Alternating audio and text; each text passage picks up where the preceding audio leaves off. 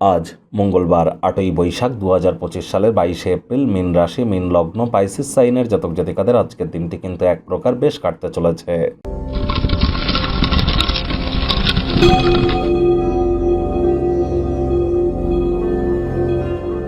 ভিডিওটির শুরুতেই স্ক্রিনে আপনারা দেখতে পাচ্ছেন হনুমানজির প্রণাম মন্ত্র।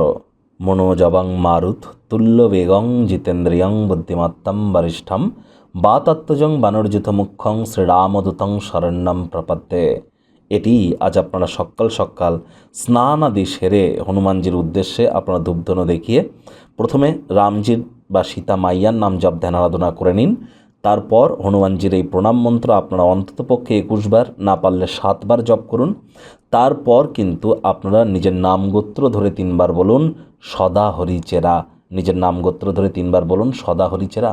অত্যন্ত উপকৃত হবেন, কারণ 2025 সাল সংখ্যাতত্ত্ববিদ্যা অনুযায়ী যোগ করে দেখুন 9 হবে। মঙ্গলের বছর, তার মানে হনুমানজির বছর। আজ মঙ্গলবার, যতটা সম্ভব হনুমানজির নাম জপ ধ্যান আরাধনা করবেন, ততই উপকৃত হবেন। আর বন্ধুরা, এই যে 1432 বঙ্গাব্দ বৈশাখ মাস চলছে, বাংলার এই নববর্ষ আপনাদের ক্ষেত্রে কেমন অতিবাহিত হবে অলরেডি কিন্তু চ্যানেলে ভিডিও আপলোড করা হয়েছে। সময় সুযোগ বুঝে একবার দেখে বা শুনে নিতে যেন ভুলবেন না। ভাগ্যমিটার আজ আপনাদের বলছে 8 আউট অফ 10। ভাগ্য আপনাদের অনুকূলেই থাকবে। প্রেম দাম্পত্য এই দুই ব্যাপারেই আপনাদেরকে একটু সাবধানতা অবলম্বন করেই চলতে হবে। কায়িক পরিশ্রম হলেও শরীর মনে সতেজতা এবং তরতাজাই আপনারা অনুভব করবেন। দীর্ঘদিনের পুরনো রোগশোক অসুস্থতা থেকে আজ মুক্তি পাওয়ার দিন, পরিত্রাণ পাওয়ার দিন। অফিস থেকে তাড়াতাড়ি গৃহে ফিরবার চেষ্টা করুন।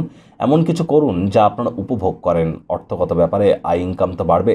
নতুন উদ্যোগ পরিকল্পনার পাশাপাশি নতুন নির্মাণ কার্যের শুরুয়াত আজ করা যেতেই পারে। নতুন নতুন পরিস্থিতির সম্মুখীন আপনারা হবেন, যা আপনাদেরকে আলটিমেটলি আর্থিকভাবেই লাভান্বিত করবে। কারোর ক্ষেত্রে গয়নাগাটি, গৃহের সরঞ্জাম এগুলি ক্রয় করার যোগ কিন্তু পরিলক্ষিত হচ্ছে। চাকরিজীবী যারা আছেন, অফিসে কম কথা বলে কাজ বেশি করুন। মনের থেকে মস্তিষ্ককে বেশি দাম দিন। কোনো প্রকার অফিস পলিটিক্স বা গসিপিংয়ের অংশ যেন হবেন না। বসের কিন্তু কুনজরে পড়ে যেতে পারেন। কাজের পরিবেশ আজ আপনার জন্য ভালো দিকে কোনো পরিবর্তন দেখাচ্ছে। আজ পরিবারে বাচ্চা কাচ্চাদের সময় দিন, তাদেরকে সঠিক পরামর্শ প্রদান করুন। যদি নিজেকে নিয়ন্ত্রণের মধ্যে রাখতে পারেন তবেই কিন্তু বেটার।